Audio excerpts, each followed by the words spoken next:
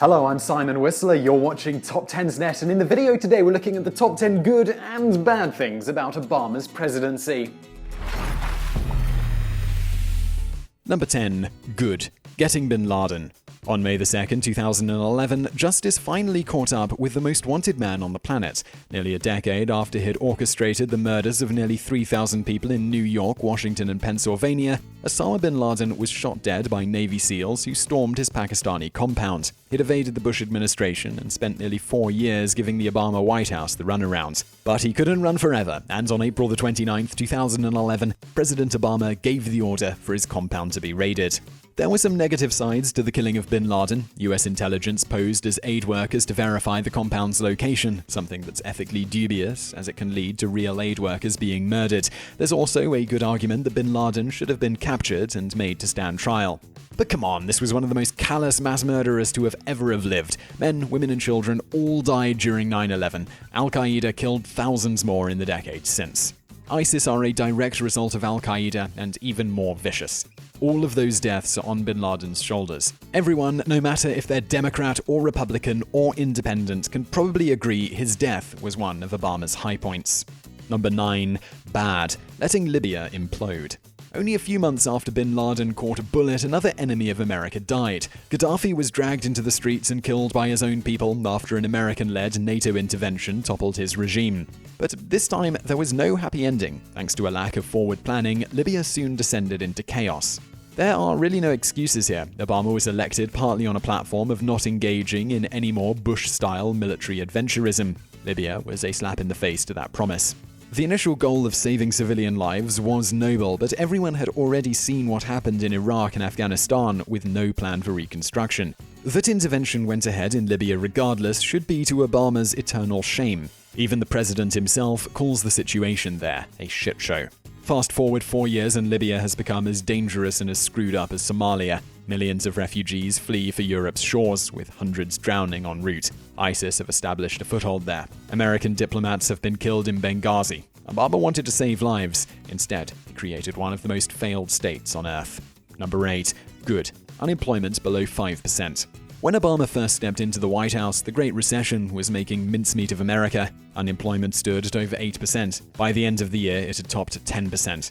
At the start of his second term, it was stubbornly stuck between 7 and 8%. When Mitt Romney promised to bring unemployment under 5% in the 2012 election, he was derided for wishful thinking. Well, Obama actually managed it. In January 2016, the unemployment rate fell below 5% for the first time since 2008. Since then, it stayed at about 4.9%. But that's still one heck of an achievement.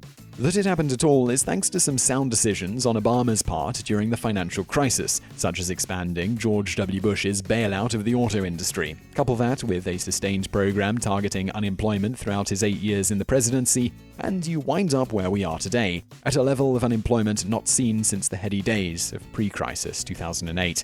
That's not to say the economy is perfect. Wage growth is sluggish, and some parts of the country are still feeling the effects of the recession. But Obama inherited a catastrophic mess. In the circumstances, putting people back in work while staving off a depression is a win. Number 7. Bad. The war on whistleblowers. Every so often, a government or corporation does something so flagrantly unethical that someone on the inside just has to blow the whistle. As a result, abuses are revealed and the public are informed about what's happening in their name. That hasn't been true of the Obama administration. During his 8 years, Obama has prosecuted more whistleblowers than every single previous president combined. The most high-profile case has been the unofficial exiling of Edward Snowden to Russia, but there are many others under the radar that are even worse. Ex-CIA agent John Kiriakou was imprisoned for revealing the Obama administration approved the use of torture. FBI agent Sybil Edmonds was forced from her job for revealing security breaches that could have resulted in terror attacks. State Department official Stephen Kim was charged with espionage for sharing his opinions on North Korea with a reporter. This last case is especially egregious, as Kim wasn't even whistleblowing. He was giving his own opinion to someone who asked.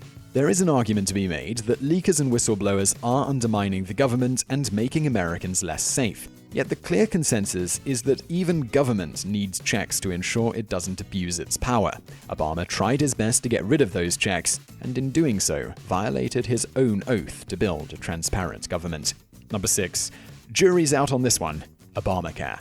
Everyone and their dog has an opinion on Obamacare. People on the right will call it the worst thing ever. On the left, they will say that it's Obama's greatest achievement. So we're going to make everyone mad by placing it firmly in the middle.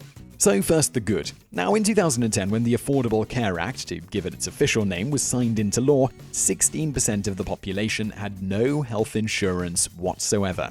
In history, the uninsured rate had never fallen below 9%. Fast forward to today, and the uninsured rate stands at 8.6%. Those newly insured people are mostly happy with their insurance, and their premiums are about 20% lower than if Obamacare had not passed.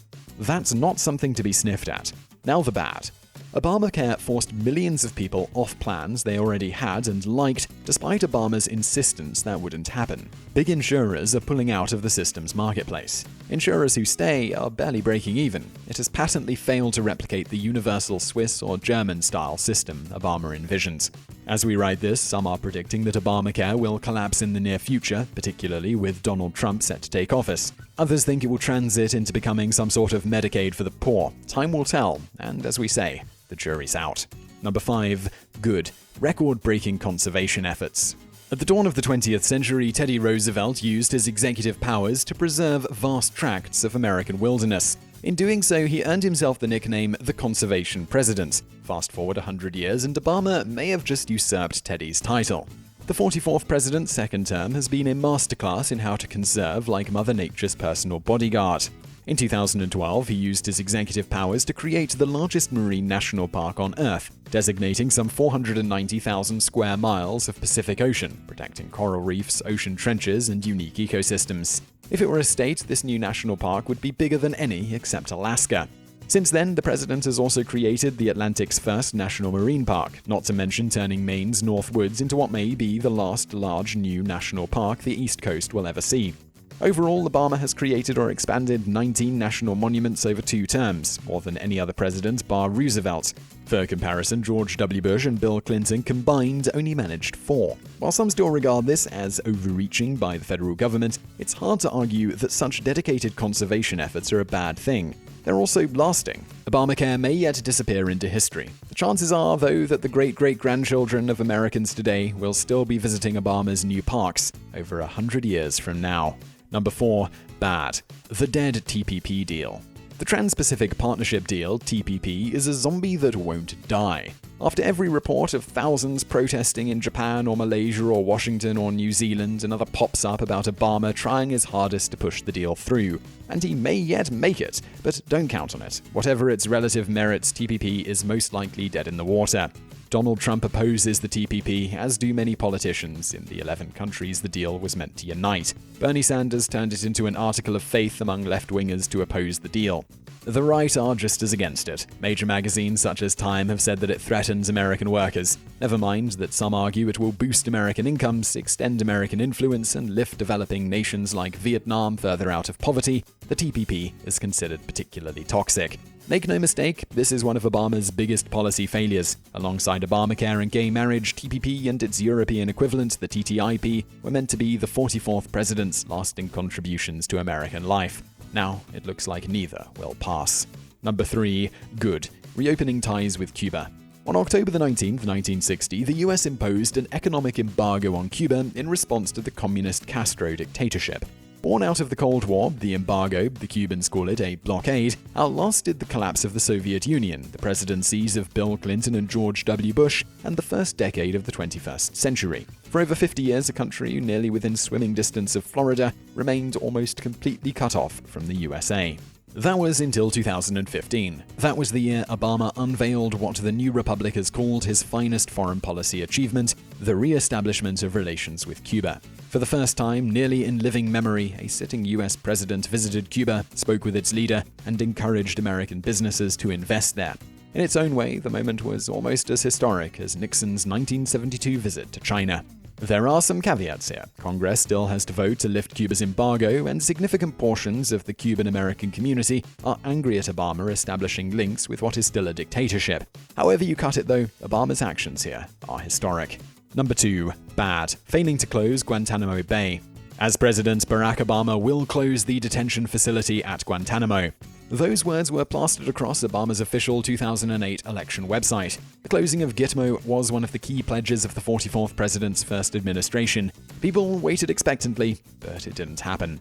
"Oh, well, it's not his fault," was the constant refrain. Republicans were obstructing Congress, next term for sure.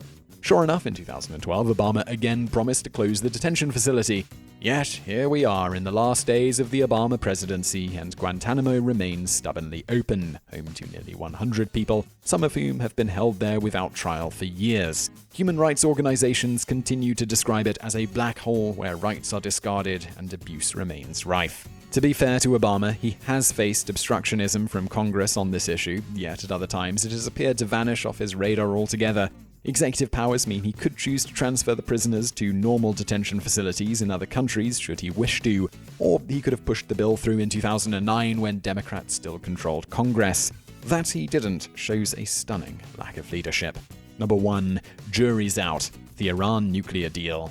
There's a couple of signature Obama policies we could have flagged for our last Jury's Out entry. There's gay marriage for one, or Obama's commitment to clean energy and signing climate accords. But perhaps no policy is as deserving of this space as the Iran nuclear deal. In 2015, the US, along with Britain, France, China, and Russia, plus Germany in an observer role, made a deal with the reformist president Hassan Rouhani to limit Iran's nuclear ambitions.